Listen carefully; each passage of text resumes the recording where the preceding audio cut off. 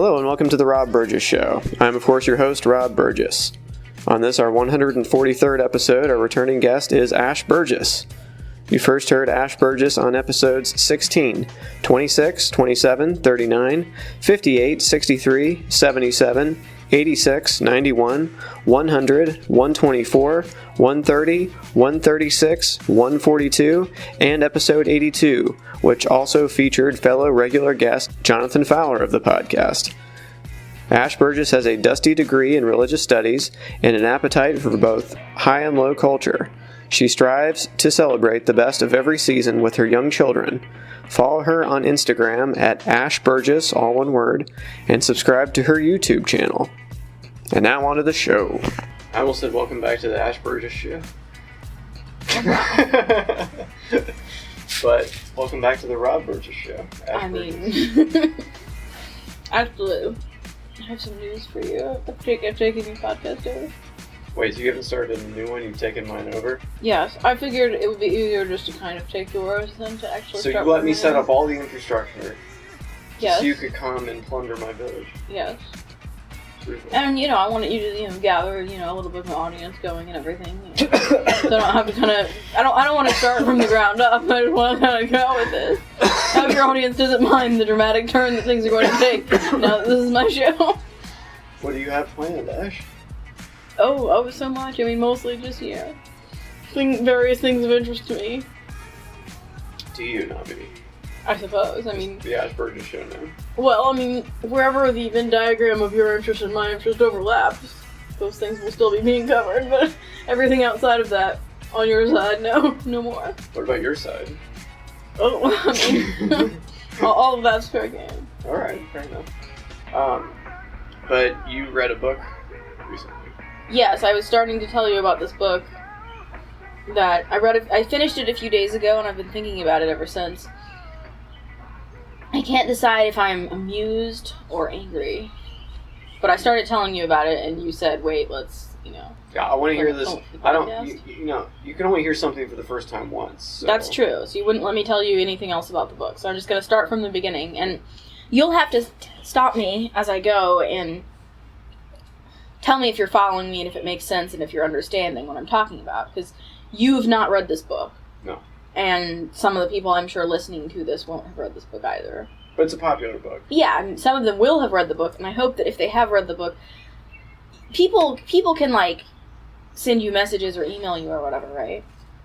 Yeah, absolutely. Listeners can. Because what would really be, the thing that would be valuable to me would be if some of your listeners who have actually read this book would, contact you or something and respond and, with their theories as to, what is going on here. What is Would happening. you recommend this to a book club? Yes, this is the kind of book that makes me wish I was in a book club. Reading this book made me feel a little bit lonely because I have no one to talk to about this book. I'm listening. I haven't read this book.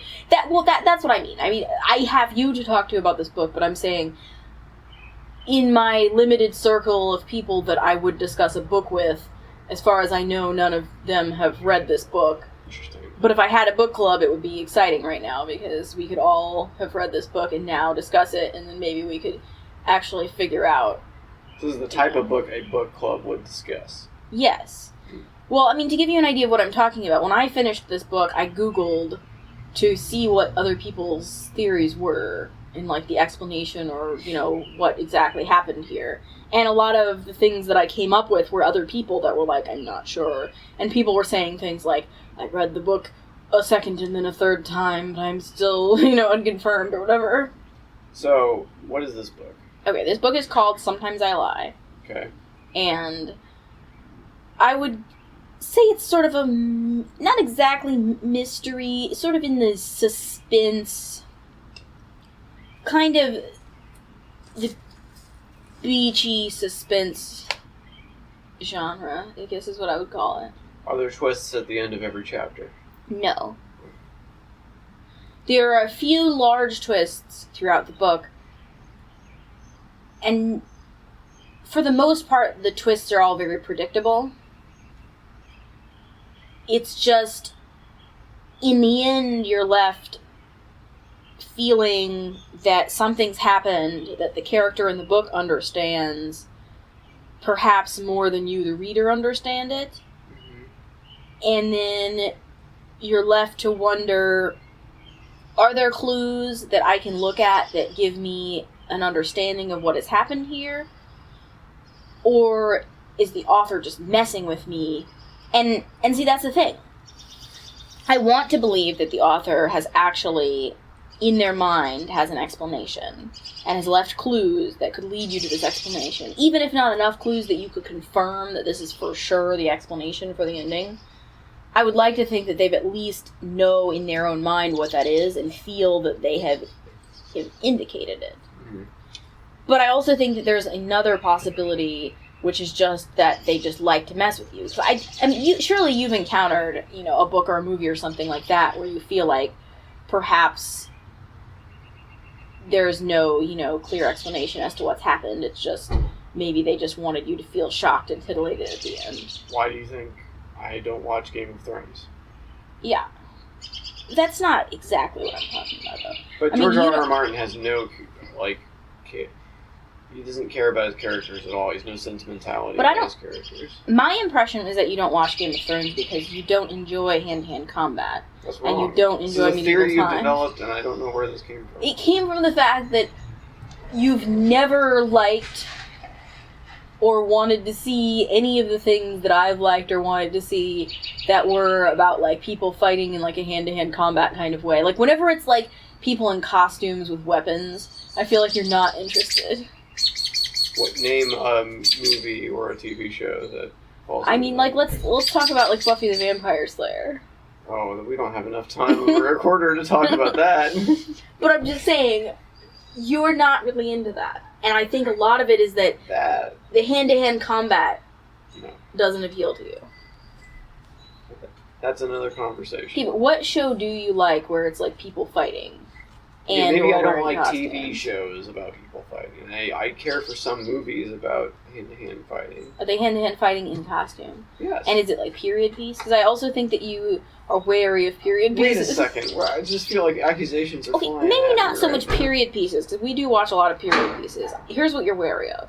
You don't really like... Can't wait to hear this. Magic and fantastical, fantasy-type elements. Okay.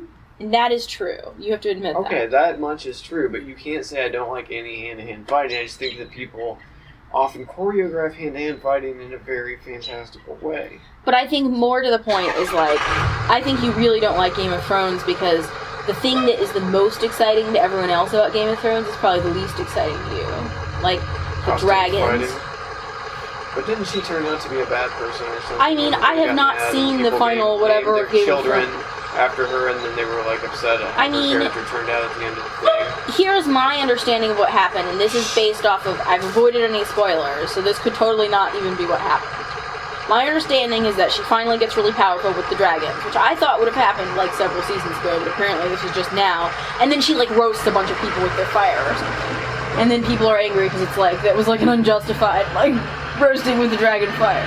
I could be wrong, there could be more to the story. That's as a person who's only basing this on skirting outside of the spoilers without going into them, that's my impression of why people are upset.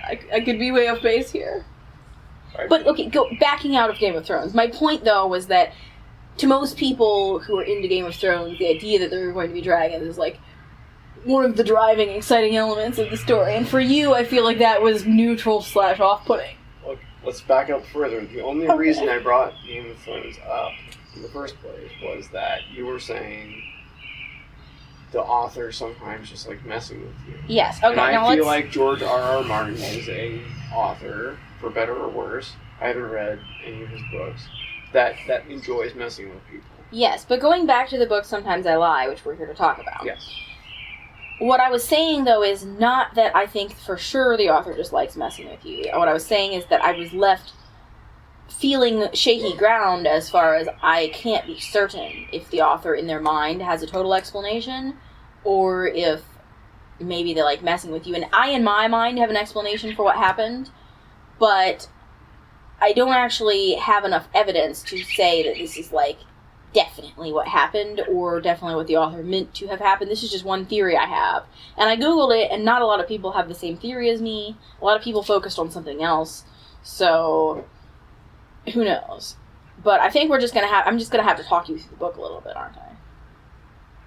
Okay, so the basic premise of the book is that it starts out with the woman saying a list of 3 things. And one of those things is that she is in a coma. And then most of the book is concerned with her being in the coma. And we'll call this the present. So in the present, she is in the coma. And she is walking kind of through her memories to try to get to the point of realizing how did she get in the coma. And also she really wants to get out of the coma. And she's very concerned that, she's suspicious of the people that have come to visit her in the hospital. She doesn't quite know if maybe some of them are sort of out to get her, or possibly even somewhat responsible for her being in the coma, and she wants to awake from the coma, and so she can, whatever it is that she's planning to do next. So that's what I would call the present. Then we have what I'm going to call the recent past, which is the events of the several weeks leading up until the point that she goes into the coma. So basically just the recent past, which as we go through the recent past, we get closer and closer to finding out why she's in the coma. And then we have a third, I guess I'll call it a third time period, but it's also a third type of narration, because both the present and the recent past are just a first person, narrative. Like, she's recalling what's happening. She's either, narrating what's happening to her in the present or recalling what happened to her in the recent past. And the third thing, which we'll call the distant past, is a diary. And the diary is from probably 20 years ago. The big twist, and, I will say one of the big twists. This is a big twist that I was not surprised by, because this is, I feel like, something I've encountered in several other books before, is that you, the reader, are set up to presume that the author of the diary is the same person who's narrating the rest of the book. And then at some point you find out that perhaps the author is someone else, and that changes your whole understanding of the events in the diary, and also as they relate to your main character, now that you think it's a different character. Mm-hmm. So that's the basic setup. Now, I don't know, you don't want me to just, painstakingly tell you about, the whole book. So I have to figure out how to kind of, sum this up to get to the issue that I'm having with the ending. Summarize in 100 words what happens next. I don't think I can summarize it in 100 words, but I can try to boil it down, Okay. To... Brass tacks. Yeah, I'll give you a pretty concise explanation of what's happening in each of the time periods, starting with the distant past. In the distant past, we have the 10-year-old who we are made to presume is our narrator, but then towards the end find out is not perhaps our narrator, but actually her sister, who's another character in the story. And she is an unhappy, troubled child who you feel a lot for her, but you also feel like she's a kind of a dangerous sketch person, and she's obviously moving towards some kind of an unhappy, childhood event. Then we have, in the recent past, we have our woman who's now in a coma. This is what's leading up to her being in the coma. She works on a talk radio show, and she has this elaborate plan that she's enacting to try to somehow scare her boss, who's the main personality on a talk radio show. And she's sending her threatening letters, and she started a fake Twitter account to try to take her down. And she's also very concerned because she has a very strained relationship with her sister, which is going to become more and more important to the story. Her sister is very imposing in her life, and she may or may not... She doesn't seem to catch on to this, but her sister may be having an affair with her husband, and her sister's very controlling, and she keeps indicating that she thinks her sister is, like, a very dangerous person. And she's also recently run into an old ex-boyfriend, and he's, like, hotter than ever. And she's, like, debating whether she should, like, have dinner with him, but she's, like, afraid that maybe she'll, like, end up having an affair with him. But she's also experiencing a lot of strain in her marriage because her husband is, like, a writer that's, like, having writer's block. And he, like, really wanted a family, but she hasn't been able to have kids, so there's, like, tension. And then we have her in the coma. At first, she thinks that her husband may have attacked her or something, and she doesn't trust him. But then she starts to think that maybe it was actually someone else. And it turns out that it was, like, the ex-boyfriend, who she did, in fact, end up going to have a drink with. But then it seems that he drugged her and, like, took her back to his apartment. And then it turned out that, like, even though he had seemed hotter than ever, actually, he's just, like, a really creepy guy with, like, a tanning bed in his apartment who's now, like, drugged and sexually assaulted her, and who possibly is the one who attacked her, and who's now posing as a doctor in the hospital in order to continue drugging her. All is an elaborate revenge because it's her fault that he got kicked out of medical school. Because she broke up with him and he, like, started stalking her. But then her sister sent a bunch of letters to the medical school pretending to be various female students making, like, complaints about him. But then her sister confronted him and said that it was, in fact, her that did it. Mm-hmm. So actually, his whole plan was actually he's been stalking her for a long time, and he, like, rented an apartment and has been, like, tanning and working out so that she would think he was hotter than ever when he, like, accidentally finally bumped into her. Wow. But that's, like, maybe a red herring to the real meat of the story here. Which is that, as it turns out, our main character used to be an only child, but then her parents adopted the other character, who had been, like, a schoolmate and a friend, but then the schoolmate slash friend's parents died in a horrible fire. But she knows that schoolmate slash friend actually set the fire on purpose. No one else knows this.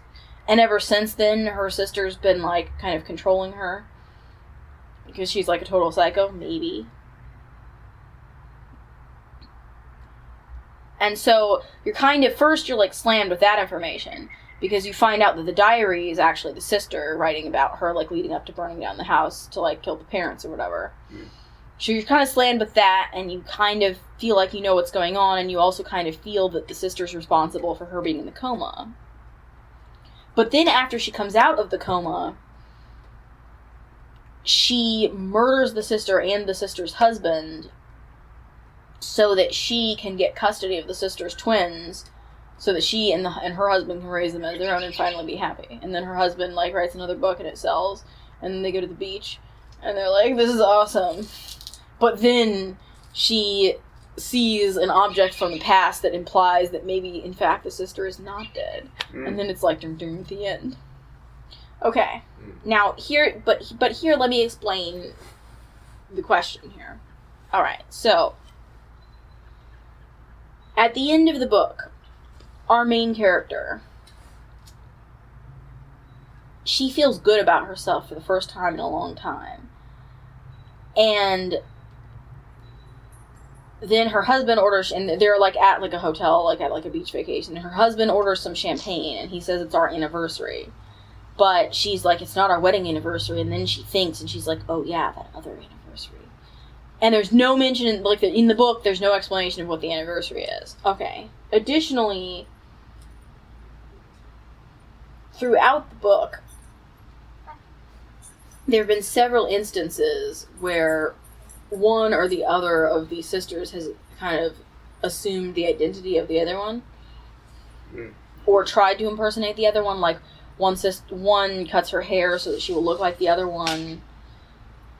Also, there's a third definitely imaginary friend, who is the imaginary friend of one, and then she gives her to the other one, because the other one feels, like, sad. And then the other one keeps her, apparently, forever, because the husband knew this was an imaginary friend. The husband thought that this was his wife's only friend / co-worker, who she would go out for, like, drinks and stuff with sometimes. And then he finds out while she's in the coma that she, like, totally doesn't exist.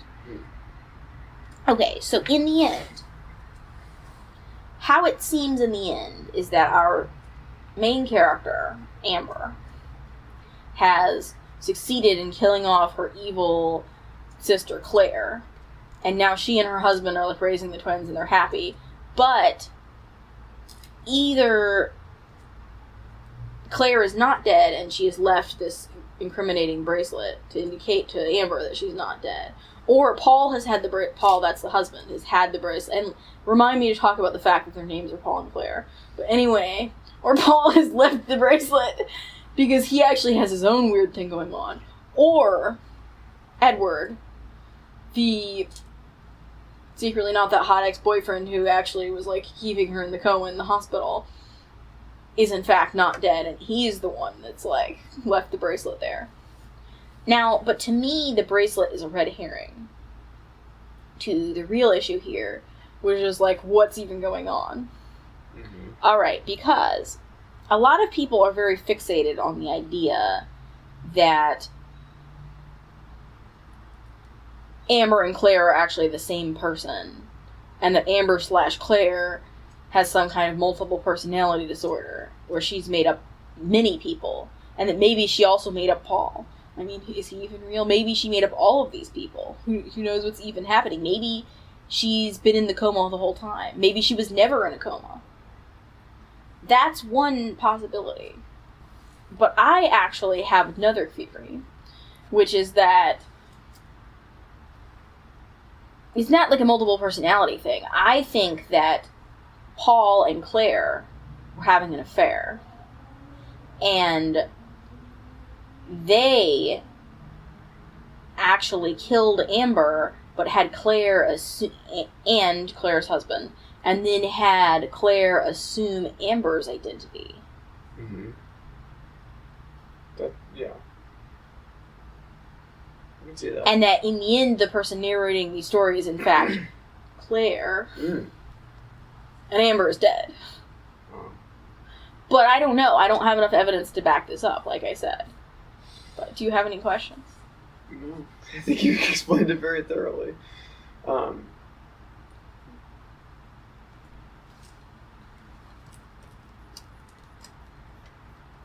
How'd you feel about the ending? Well, like I said before, I feel like there wasn't enough evidence in the text. But do you like there to be evidence? Yes, I like you like figuring things out. Well, I feel like you should either, if it's a mystery, if it's a straight up mystery, then I feel like... Which is the genre. Yes, I think that there should be enough evidence there that the mystery could be solved. Sherlock Holmes. I guess so, sure. Or just I think the clue was left earlier in the story that would allow you to figure out the ending. Yeah, I think you, the reader, should... or at least, I don't necessarily think that you should be able to solve it before the protagonist does, but I think that by the time you get to the end of the mystery, you should be able to look back and see that all the clues were in place to plausibly say, this is the solution. It shouldn't just be like, something really messed up has happened here, but you'll never quite know what. Could they be leaving it for a sequel? That's entirely possible. Although I don't even know what could happen in the sequel. I mean, neither did Michael Crichton, I'm sure, when he started The Lost World. But, I would read the sequel. Of course you would. Of course I would. But this is why they leave things like this opaque, so they can answer these questions later, Sure. But I also think people don't know how to end stories sometimes. It's hard. It's easier to come up with a concept. Yes. And drive forward with it, and it's harder to bring it, you know. And I'm sure if you've, like, sold your story at a certain point, you're just, like, you're on the clock to, like, end it. You just gotta, like, wrap it up somehow. Well, I think you usually sell a completed fiction manuscript. I think sometimes you can sell something that's not. I think if you're an established author, you can sell an unfinished idea. I think most people, you have to give a pretty good idea of what you're doing, like, at least a draft. But there was one other thing I wanted to mention that I found that I wanted to figure out what is the meaning of this, or does it have a meaning? Does it have no meaning? Does it have a meaning? All right. So the main character's name is Amber,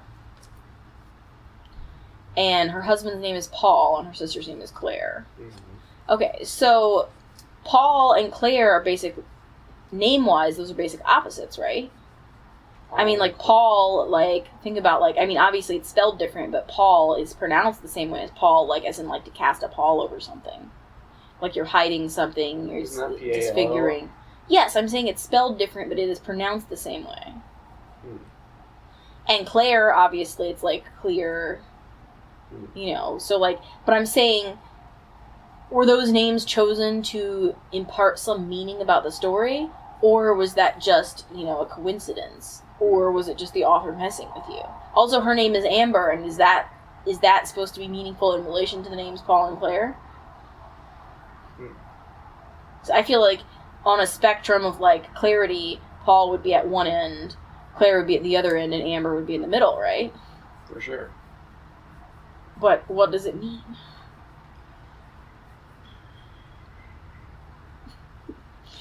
Possible that doesn't mean anything.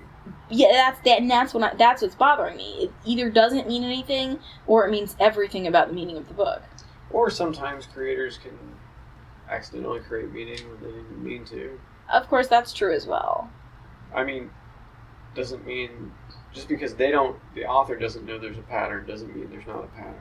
That's true, but I would love to know what was the author's intent. Like, did the author have a meaning? You don't think an author can make a point by accident?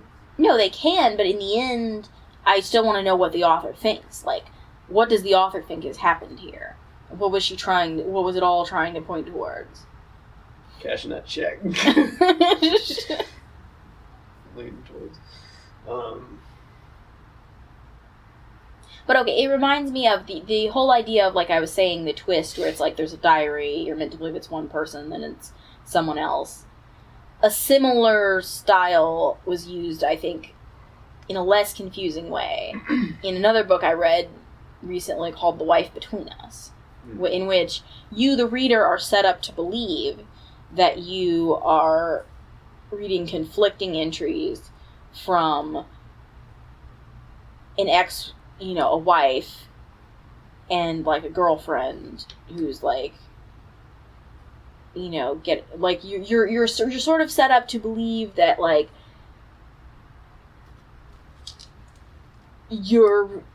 both narrations are happening at the same time. Mm-hmm. And that you have, like, a jealous ex-girlfriend or ex-wife or something that's, like, plotting against the new fiancé of, like, the person that she's still in love with. And it turns out that's not at all what's going on, and that the present narration and the past narration are actually the same person, just at two different times in their life.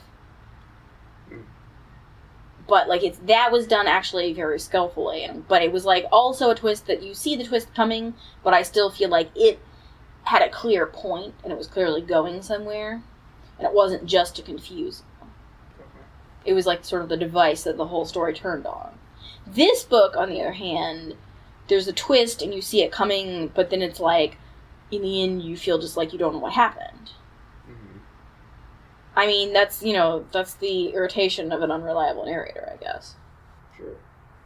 It keeps it interesting, though, right? But I like things to be interesting in a way where I feel like my head can work them out, not in a way where it's just like I feel like I've been jerked around. Do you think it's cheating as a writer?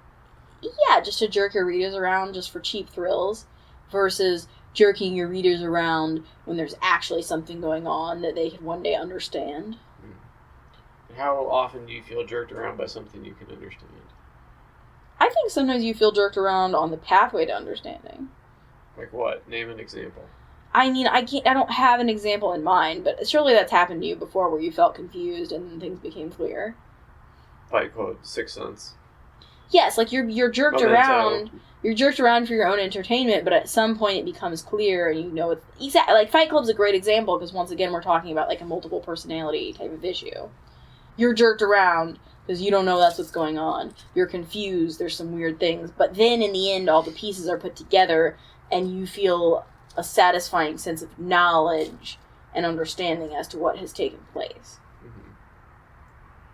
Yeah. The Matrix. Yeah, I mean, I don't care for the Matrix, but really, I mean, it's fine. It's just I feel like it's. Yeah, it sounds. I mean, I understand. You want to feel like you could possibly figure it out, but you always figure out the twists to everything. So I'm surprised you're even upset about this. Because welcome to my world where I don't know. Like you notice everything. You're always thinking 3 steps ahead. So when the twist comes in a movie, you're never surprised. I've so many times. I feel like there was a movie recently where, and it's like I'm like, oh, what? And you're like, yeah. I feel like there was something recently, and I can't remember what it was. But I remember I was so delighted because I didn't see the twist coming. Do you remember what it was? I remember I was so excited because it's not like I like The Favorite.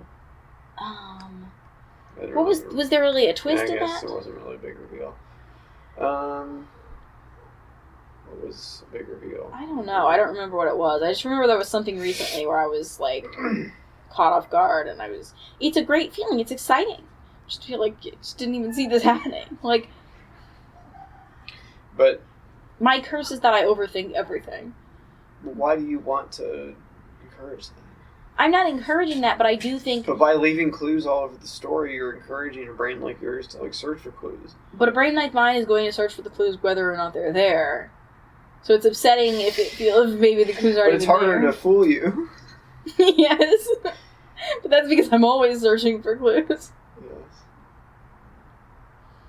True. Yes. But I'm saying brains that aren't like yours may enjoy a story like this more because they're like, what? And it's like, well, that happened. But are you saying that if you're not searching for clues, when you're confused at the end, you would just this is just normal because you're used to just being confused, so you don't know that... If you're not used to being confused, if you're used to always being like, yes, then when it doesn't happen, I'm sure it's very jarring. But I swear I get taken by the twist of every movie. But that must be such an exciting way to live. It is. It's fun. Yeah. I don't know why you want to do it the other way. I don't know. I mean, I guess you can't help it. Your brain just probably works like that. Yeah, I think some things are just like the way you look at things. You're just hardwired to do that. Mm-hmm. But it just surprises me that you are upset by something that doesn't give you that. Because here's the difference. Because if something happens all the time, you should be used to figuring everything out. Wouldn't it be different to be not figuring things out? But there's and not have a chance? But what I'm saying is there's a difference. There's a difference. Here's my point. There's a difference between feeling... So you think I don't understand, but I do. There's a difference between feeling like you didn't figure something out because it just got the best of you. That's one feeling. It's a totally different feeling to think that you didn't figure something out because perhaps the information wasn't there to be had. Uh-huh. But do you see what I'm saying? The difference between feeling like something just got the best of you versus feeling like the information wasn't there to maybe put it together. That's a huge distinction. But you would admit most of the time things are there for you to put together. Yes, but I think they should be. You admit it's harder to fool someone like you when all the pieces are out there.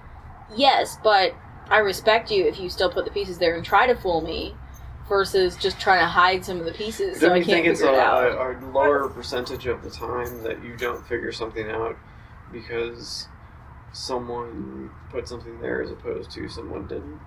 I don't know. I mean, it's just...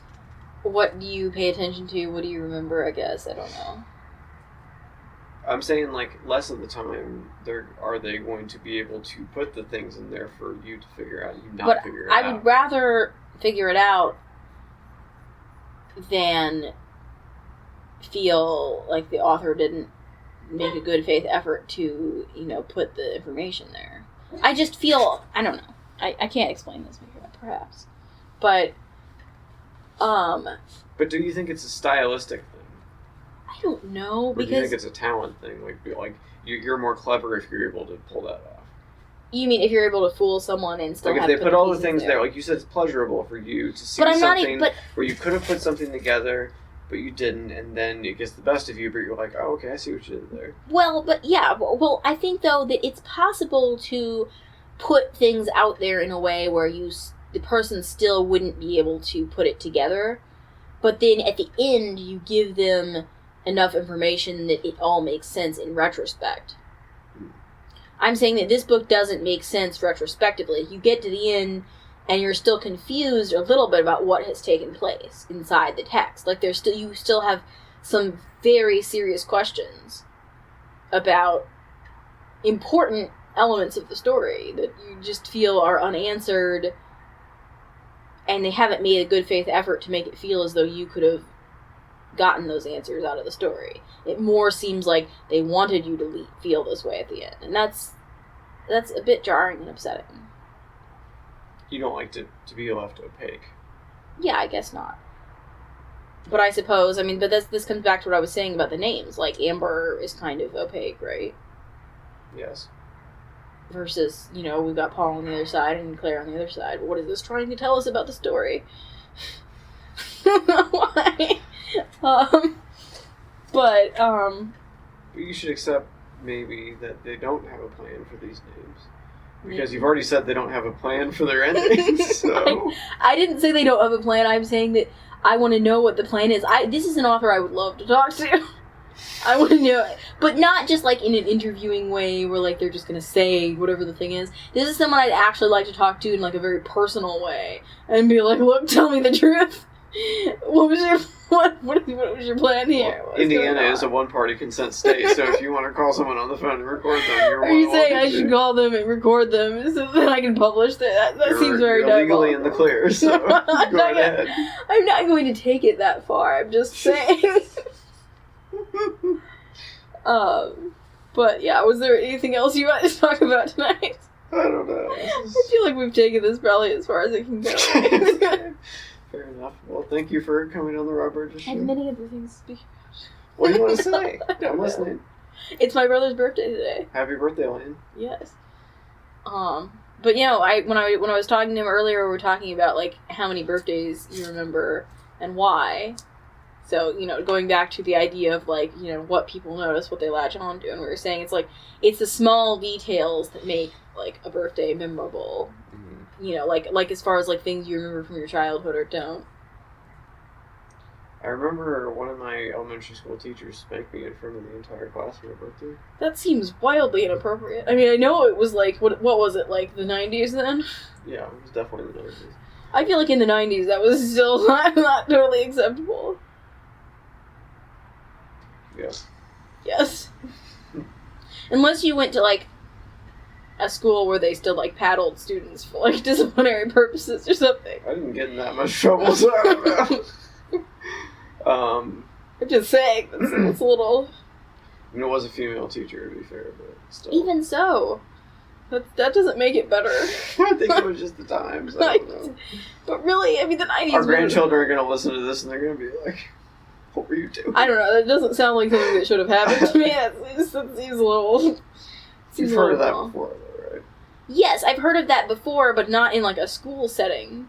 This is why our children are never going to school. I'm just saying, no, I'm aware of the, like, custom of a birthday spanking, but I thought that was more of, like, something that happened, like, among friends.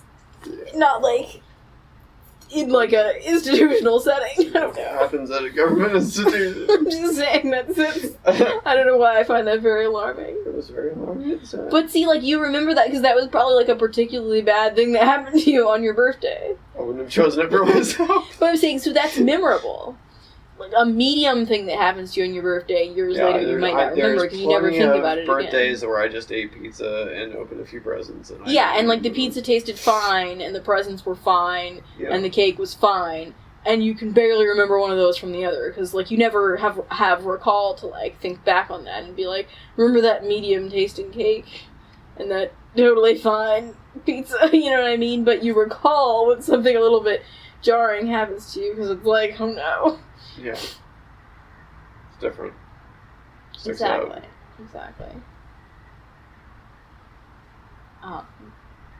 But, yeah, it's like, yeah, things that are different stick out. Mm-hmm. You probably don't want to say any birthdays that stuck out for you, Roland, right? I mean, I shouldn't speak for him, other than, I mean, we were talking about, because I was saying, you know, we were talking about what's the earliest birthday you remember. Mm-hmm. And we were saying, like, I think 3. Like, because I remember my third birthday. I don't think 2 seems too young. I don't think I remember 2. Yeah, well, that was what started, because we were talking about how, Emerald is, you know, recently turned 2, and I was saying, like, I don't remember my second birthday at all. I remember my third birthday because my grandma made me a cake that was, like, shaped like a doll. Like, it was kind of like a Barbie sticking out the top, and then the skirt was made of cake material and iced to look like a cake, mm-hmm. like a dress. I mean, it was a cake iced to look like a dress, not a dress iced to look like a cake, you know what I mean? Mm-hmm. But yeah, so that's like, but that was unusual. Like, I've never had a cake that looked like, you know, a doll before or since, and it was, like, at my grandma's house, and, like, you know, so it was, like, unusual, and that's why I remember that part of the birthday. I'm sure there were other things that happened that birthday that I don't remember any of my presents, or, like, I remember that there were presents, like, on a table beside the cake, but I don't remember opening them or what was in them. I just remember the cake, because that was, like, distinct. Or, like, my brother said his third birthday he remembers because he got, like one of those pretend mowers that, like, you know, when you're a little kid, you can push it along and it pops. Mm-hmm. And he was really excited because our dad mowed the lawn, and then he, like, fake mowed the lawn beside him. And it was, like, you know, as glorious as you can imagine being a 3-year-old and your dad's mowing the lawn and you're, like, also mowing. But it's little things like that. Like, that was, like, you know, that he remembers that birthday because that was, like, such a glorious moment in time for him, you know. Mm-hmm. I'm sure he got some toy trains another time and he doesn't even remember that now or something. Exactly, like, you know what I mean? Like, who knows? Like, yeah. Like, there's plenty of things that you do or don't recall. You know, just, like, I wonder, like, I feel like our kids maybe, like, I don't know, do you ever wonder, like, when you have a little kid, like, you know that they remember certain things now, but you don't know if they'll remember them later? I mean, I have to imagine that things that are super important to them now will not even seem important to them later. Only because I've experienced that myself. Haven't you ever read a diary entry from yourself? Yes. When you were a kid? Just the things you focus on, it's just like, you spent especially as much time thinking about this? Like, especially because I feel like, and I'm sure a lot of people are this way, I feel like a lot of the time I wrote in my diary when I was, like, very, very upset, or, you know, felt very passionately about something, and it's usually something that now just seems like nothing. So you were really upset about that? It's like, I'm just so devastated, and it's like I'm reading this, and I'm just like, you know, here's the world's tiniest violin. Like, I just don't even, like, but it's interesting, it is an interesting... Or like, people that, like, I don't even know what they're up to these days, I couldn't care less, like, but it was so important that they, like you or want to hang out with you, or... It is an interesting feeling to get to the point where you look back on a memory and you can remember the time when you felt passionately about it, and yet now those feelings are just not there anymore. It's actually, it feels really good sometimes. I don't keep a diary for that reason. I mean, I've stopped keeping a diary because I feel like I have this habit of like, and this is obviously just like a self-aggrandizement of, like, my own, like, delusional making, but I have this habit of, like, imagining my life as though it's structured in, like, a movie or a novel or something. And so I assume that the kind of smoking gun, you know, theory applies to my life, even though that's just, like I said, I realize that's kind of delusional. So, like, I assume that if I keep a diary, at some point it will devastatingly be read. You know what I mean? So, like, that's why I don't keep a diary. You want this to be read. No, I'm saying that's why I don't keep a diary. Because, I mean, the only reason to keep a diary is to write down, like, really personal thoughts. But my assumption is that if I write a diary, it will eventually be read by the wrong person at the wrong time in a way that I wish it wasn't, or the wrong page will be read, causing a misunderstanding that then takes a great deal of time to work out. You know what I mean? Because like I said, I have a habit of imagining that my life follows the plot as a fictional story would. As much as I can in my professional life, I try to make my processed through my own filter and all to my standards work as possible. Mm-hmm. I don't like anything that is unedited, unfiltered, unpublished, but now it is. Well, it's like you were telling me no earlier. No outtakes, no B-sides. It's all A-sides. You said earlier that the advice that your grandfather gave you was to, destroy all your notes. Never want somebody interpreting your notes for you. Exactly. Even if you have to type out your notes again, you'll leave stuff out that is extraneous. You'll just get the information. Exactly. And you'll just leave everything else, just throw it away. It doesn't matter. I also have a habit of, I'll have one, back when I was keeping a diary, I would have one notebook that I was using as my journal, but I also sometimes write fiction. So, I'll have one page that's, fiction, I'll have another page that's a journal entry, I'll have a third page that's just, a list of things I want to buy at the store, you know what I mean? And so, there's a lot of things that, someone who doesn't know this could, dive in at the wrong part and, think that this is the journal when in fact it's the fiction, or think that this is the fiction when in fact this is the journal, or be why is this grocery list here? You know what I mean? So it's You made a fake version of that might be a good book. Maybe. Epistolary. Although epistolary is that strictly letters though? I think an epistle. I think there's another. Yeah, I don't know. I think epistle has to be a letter. Isn't a diary entry a letter to yourself? Not necessarily. Sometimes it's to the diary. So I think it depends. No, I think sometimes people who write a diary have an audience in mind. Not that actually they think is going to read it. No, but it's still the audience that they're fictionally writing to. Okay, you never watched the show Felicity. No. Okay, I mean, it was not very good. There were a lot of problems, but the point I'm leaning towards is that the whole sort of beginning staging of how the show Felicity is laid out is that the titular character, Felicity, is keeping an audio diary, but it's not really a diary because it's a letter. Reasons Why.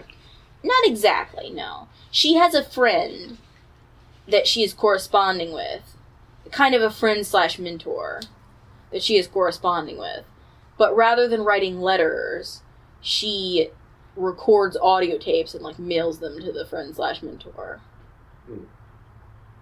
And I can't even recall if the friend/mentor is a real person or if this is just somebody she made up. But the point is that it's basically her diary, but instead of being today this happened, she's Dear Sally, I felt so stressed when, you know what I mean? Instead of just being I felt so stressed when this happened. But I think that is a common thing, that someone will have either expressed, as in the case of Felicity, where she's Dear Sally, this is what's happening, or just in their mind, audience, of the journal. Man, my parents are going to be so angry when they hear how much I hate them as I write it in this journal. You know what I mean? I'm picturing an angry teenager that's writing angrily in their journal. These are the same people that leave their diaries unlocked next to their nightstand, and their dad comes in and is what? Exactly. That's exactly what I'm referring to. Or it's you got caught, but how hard did you try to But I'm saying some people the person I'm talking about that's mad at their parents. You think some people want to get caught? Yes. They have to be, right? But that's what I'm talking about. I'm saying they can deny it. The emo teen that's writing an angry journal entry about how much they dislike their parents, and then leaving the angry journal entry, open on the foot of their bed. You read my diary? Yes. And it's like really the whole point of the diary was that their parents were the audience the whole time, and while they were writing that, they were really thinking in their mind, Mom and Dad are going to be so mad when they find out how angry I am with them. You know what I mean? That's what I'm talking about, though. That's, like, not an expressed, because, like, in the journal it doesn't literally say, Dear Mom and Dad, I dislike you so much and I'm so angry at you. It's just in their mind, that's what they're thinking as they write the entry. I imagine it's one of those locks that doesn't take even, like, a real key to open. No, I don't even think there's a lock. I think it's just kind of left open. It's one of these things where the journal's left open, or they've typed on the computer and they've gone away from the computer and not like closed out the window or whatever. Not quite the history. Or okay, for example, I once when I was in high school read a book. I'm trying to remember the title of it. It was called like Dear Mrs. I don't remember the name of Mrs. whatever. But the whole point was that it was supposed to be a diary that's addressed to the girl's teacher. Because it was one of those class assignments where they say, like, your assignment is to keep a journal, and you have to turn the journal in so I know you're writing in it, but you can say, don't read this, and I won't read it. Surely you've encountered this type of thing before. Mm-hmm. Okay, so the whole point of the thing was that, so this girl writes in the journal, and she says, like, don't read it, don't read it, don't read it. And in the end, she's like, please read the whole journal, Mrs. So-and-so, or whatever, to reveal how terrible my life is. But my point is that as she's writing the journal, she has an audience, like, in mind. Like, even before she actually admits to herself that she's planning to let the teacher read the journal, she's still obviously thinking of the teacher when she writes the journal and being, like, you know, planning for her to, like, one day read the journal and know what has happened. Mm-hmm.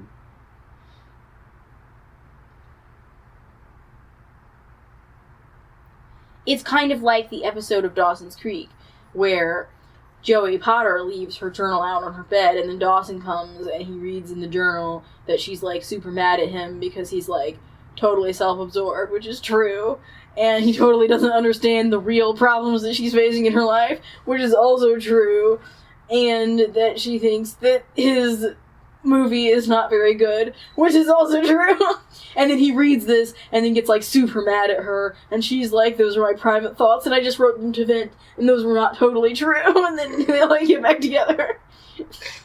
It's exactly like that, you know what I mean? Like, as she was writing that, part of her had to be thinking, like, man, what would Dawson say if he could, like, hear how much I like all these, like, criticisms of him? And she couldn't say this to his face because she loves him.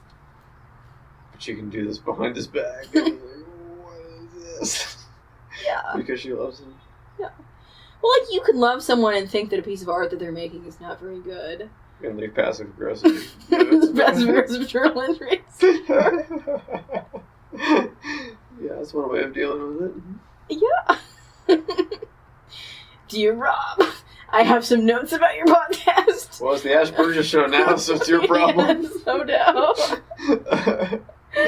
Your name's on the door now. You can deal with whatever comes next. Oh, wow. I didn't realize there would be so much pressure. I may have to give it back to you. I mean, I don't know. How do you feel this author, bringing back to your book, feels about rending? That's what I'm saying. That's why I was saying I would love to actually talk to this author, like, in a genuine conversation where she would actually say whether or not she... I just want to know if the author... You know what, Ash? I'm going to reach out. ...has an explanation in mind. And we're going to do a three-way call. Three-way podcast. I want to know. I just want to know, you know, if this author had in her mind an explanation for what's happened. Or if she just kind of wanted it to be like people have to just be left to speculate on their own and never quite know. Because I feel like, to me, it seems that you, the author, should have an idea of what happened, but I can't be certain. I'm going to make this happen. We'll see. I'm definitely up for it if you do. Okay. Yeah. I should probably read it, though. Yes, I think if you're going to try to talk to the author, you should definitely read it. What is the name of the book? Sometimes I Lie. Sometimes I Lie. You're part of this wind.